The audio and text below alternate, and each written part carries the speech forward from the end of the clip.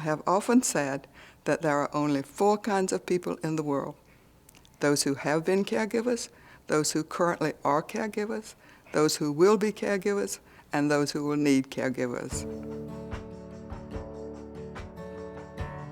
The Rosalynn Carter Institute began in 1987. But Rosalynn Carter's connection to caregiving spanned more than 80 years and was deeply personal. When I was 12 years old, my father became terminally ill with leukemia. I still vividly remember going to my secret hiding place, the outdoor privy, to cry. As her perspective widened, she saw the impact of caregiving on communities and the way they support each other. Caregiving is happening everywhere. In homes, in schools, in universities, in hospitals, in retirement villages, everywhere.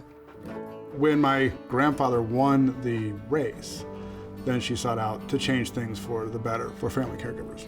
As First Lady, Rosalynn Carter brought attention to issues typically stigmatized and hidden from view, most notably mental health. At one early meeting, as she explored how to meet the needs of her community, she realized mental health was inextricably linked with caregiving, an issue often overlooked and ignored. It was the most emotional meeting I have ever been to. Women were crying in the audience saying, "This is the first time anybody knew how I felt."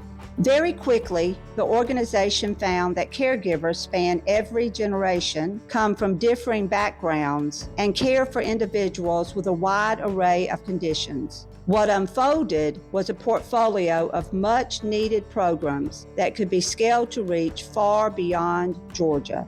We launched Operation Family Caregiver in 2012. It empowers caregivers by teaching problem-solving and coping skills. Caregivers can feel isolated and sometimes alone. They may feel that there's no one else like them in the world.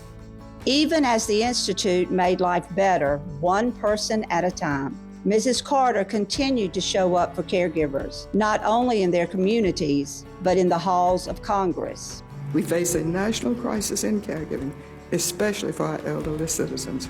She called on the President to create an Office of Caregiver Health within the Department of Health and Human Services. We need more family and medical leave for caregivers. We need tax breaks for caregivers. We need more respite care. In its efforts to ensure that family caregivers remain visible and supported, the Rosalynn Carter Institute for Caregivers carries forward Mrs. Carter's visionary leadership by acknowledging their needs, championing their rights, and always tending to their humanity. If someone is getting into a caregiver role, it's going to be hard, it's going to be challenging, it may be the most challenging thing you ever do, but you should know that you're not alone. RCI is one of the leading organizations that is going to take caregiving from where it is today and find the policies, the advocates, and the people to get it to where it needs to be in the future. I had a lot of opportunities. I hope people think I took advantage of them and did the best I could with them. Mrs. Carter started us off, but this is only the beginning. We all have a role to play in supporting the caregivers in our communities, in our neighborhoods, and across the nation.